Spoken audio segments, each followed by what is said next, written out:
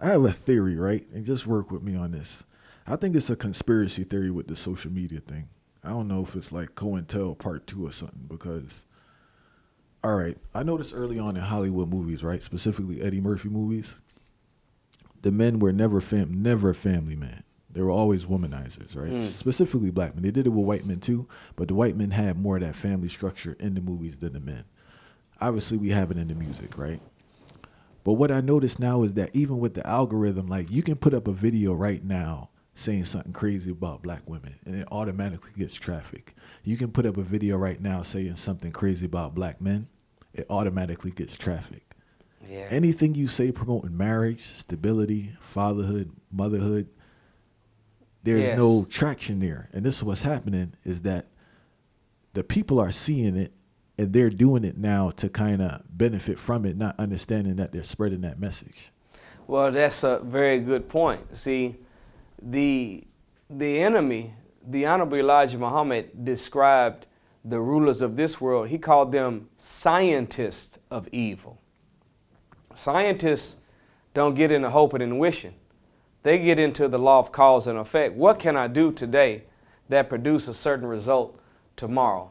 I remember that I was listening to the minister describe an experience he had as a young man in the 70s, where he was in Jamaica with Brock Peters and they were filming a movie, and a Jewish producer, a white Jewish producer, came to the minister and told him, I want you to know that it's not you that we fear, it's your ideas. Then listen to this power play. This arrogance. He says, I want you to know this, that we meet once a year, teachers, music producers, movie makers. We meet once a year, either in an apartment on Park Avenue or somewhere in California, and listen to what his words are, and we discuss trends. And we determine how we want trends to go. And after they have that meeting, they leave the meeting with a goal. What is our goal? If it's to destabilize the black family, if it's to weaken us, if it's to keep us from being able to connect to each other, where we can turn our homes into spiritual recharge centers, where we can extract love, peace, and power from that environment and go out and conquer the known world. If whatever their goal is, they make trends. So I don't think that you are inaccurate in your analysis of the fact that they are, in fact, trend setting, trend making, and they are manipulating the algorithm to make something look more popular than another thing. Because guess what happens to people? Most people follow whatever is popular, not necessarily right or wrong. That's the problem. Did you see the little experiment that the young brothers did the other day on social media to show how easy it is for people to just follow what everybody else is doing? They went to 5 locations and all they did was just start running. As soon as they start running, they was in the airport, they were in the mall, they were out at the park. They just start running, not saying nothing, just running and looking over their shoulder. Everybody. So the Honorable Elijah Muhammad's teacher, Master Fard Muhammad, he said this.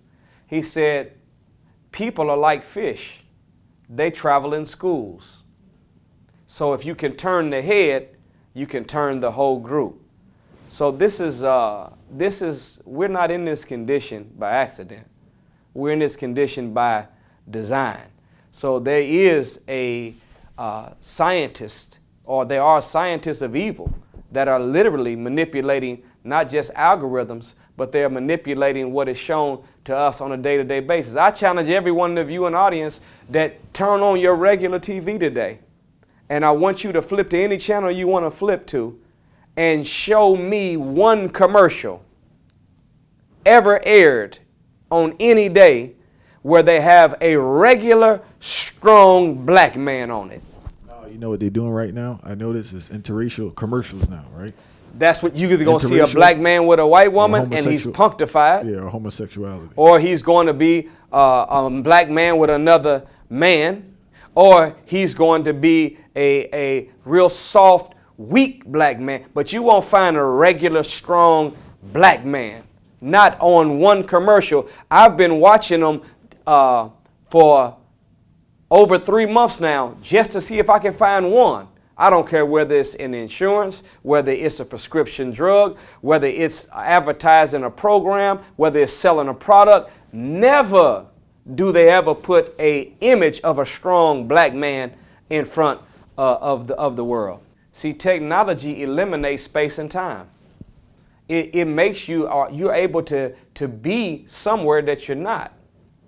And you can do it in the twinkling of an eye. So now that there are more tools and resources available for them to use to carry out their menticide, they are able to do it more on a larger level. So I wouldn't say or want to say I don't have the authority or confidence in my assessment to say it's the final push, because it's been the push. I shouldn't have said final. Well, but it has been the push. It's a big push right now.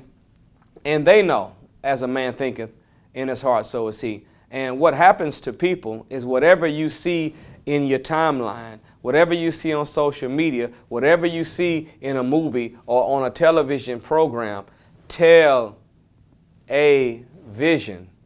What is a vision? A vision is someone's image of the future. I'm telling you your image of the future.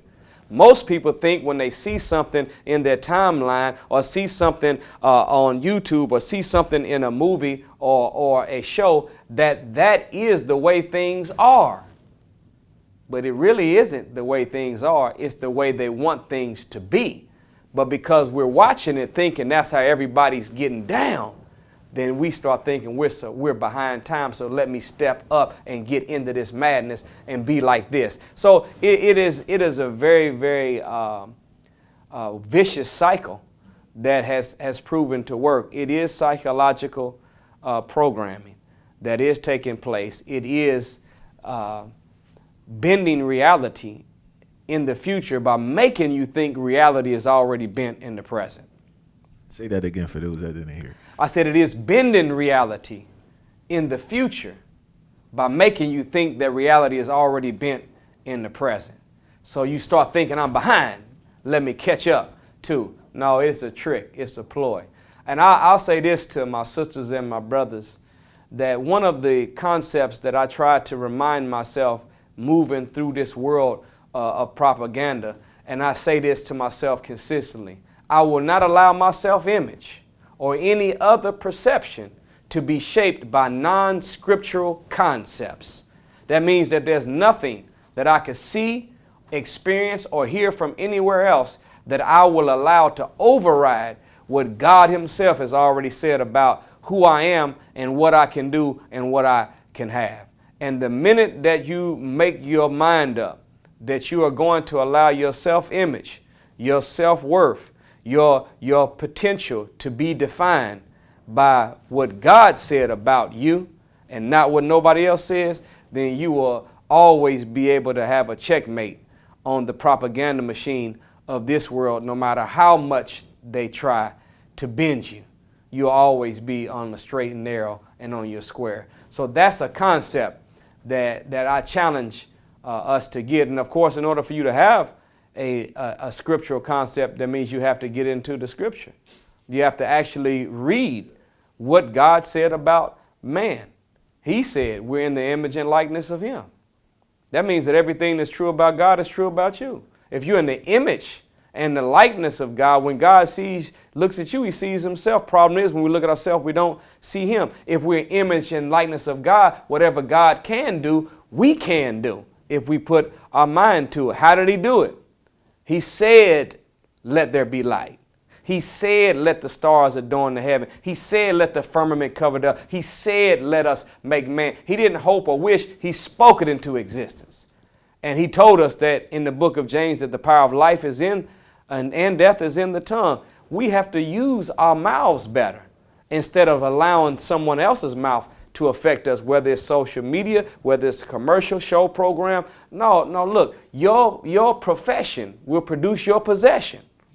Speak it and watch you be able to be it. Words are powerful. Words don't just describe reality.